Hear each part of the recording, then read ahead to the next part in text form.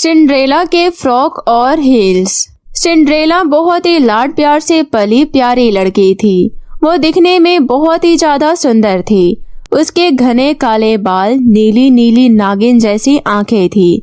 Eldric और Cinderella दोनों बचपन से साथ ही पले बढ़े थे।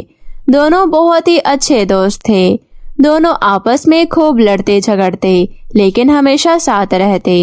एक बार की बात है, एल्ड्रिक और सिंड्रेला दोनों नदी के किनारे खेल रहे थे। एल्ड्रिक, मौसम कितना अच्छा हो रहा है, चलो नदी में नहाते हैं। नहीं सिंड्रेला, मुझे लगता है कोई भयंकर तूफान आने वाला है, और वैसे भी मुझे पानी में बहुत डर लगता है। चलो यहाँ से। अरे बुद्धू, कोई तूफान नहीं है। मुझे तो नदियों में नहाना बहुत पसंद है। 1 मिनट तो मेरे कपड़े और हिल्स का ध्यान रखो, मैं नहा कर आती हूँ।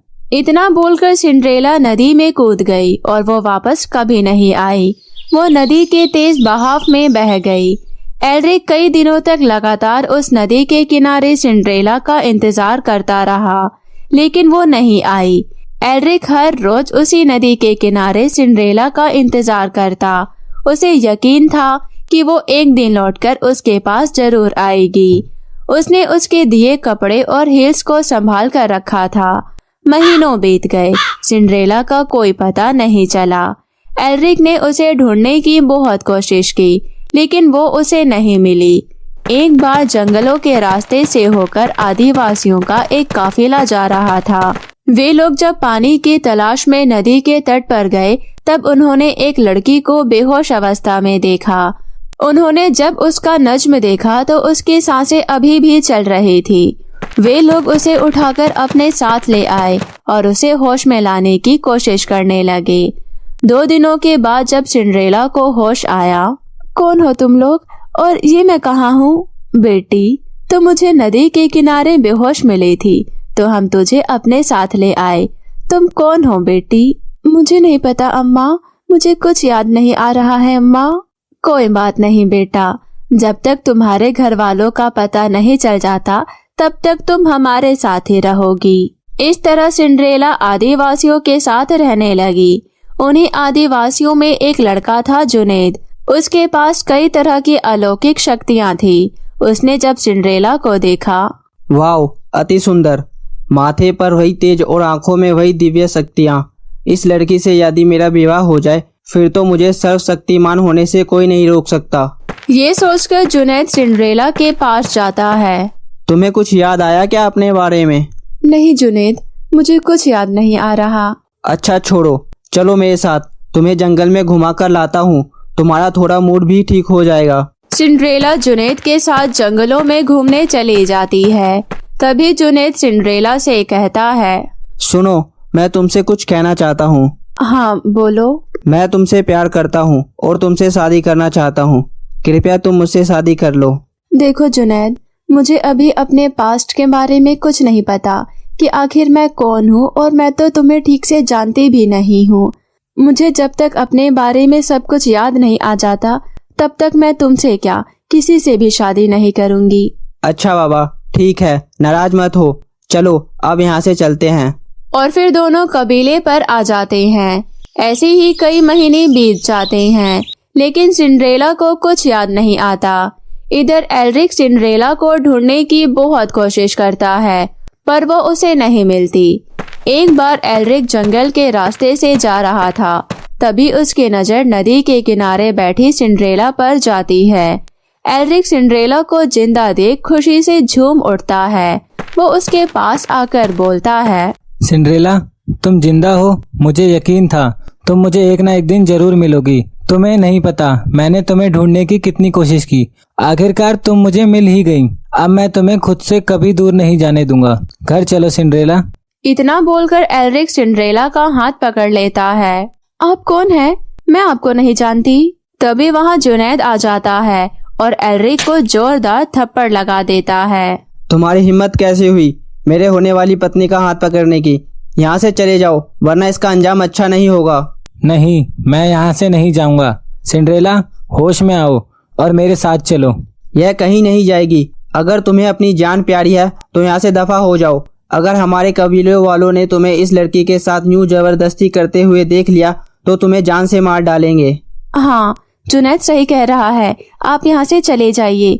आपको कोई गलत फहमी हुई है, मेरा नाम सिंड्रेला नहीं है। आप प्लीज यहाँ से चले जाइए। नहीं, मेरी आंखें कभी धोखा नहीं खा सकती।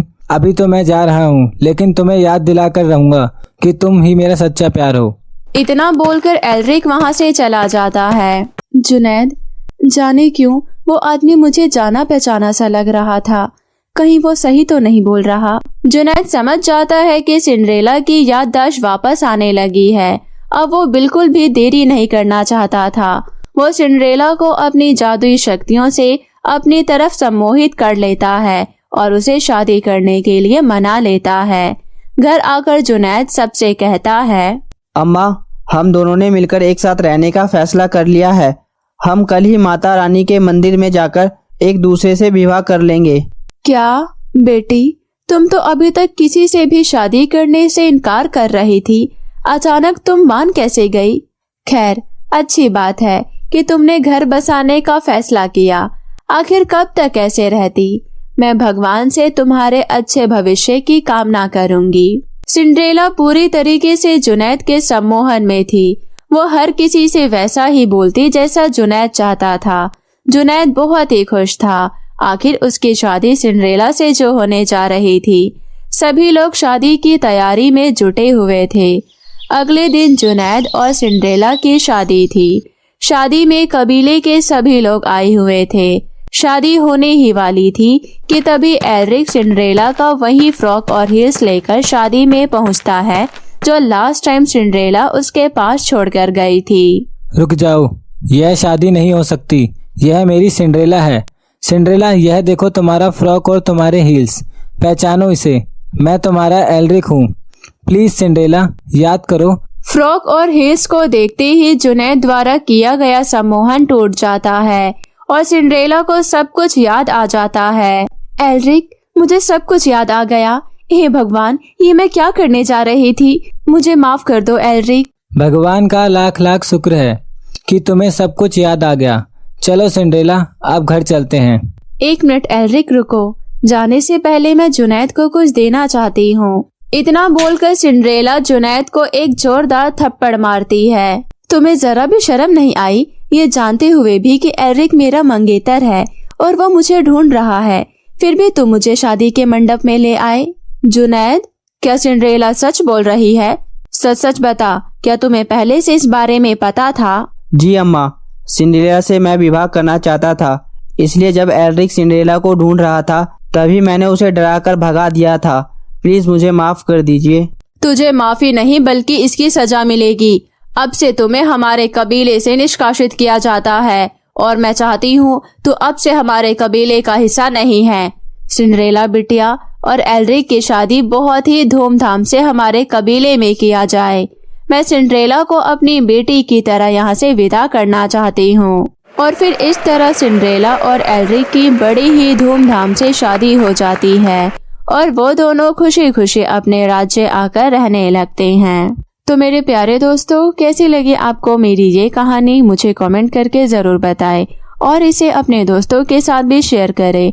और हाँ दोस्तों, अगर आपने अब तक मेरे चैनल मिनी एंजल टीवी को सब्सक्राइब नहीं किया है तो जल्दी से नीचे लाल बटन दबाकर अभी सब्सक्राइब कर लें। तो मिलती हूँ मैं आप सभी से फिर किसी नई कहानी के साथ। तब तक अपना ध्यान रखें। बाय बाय दोस्तों।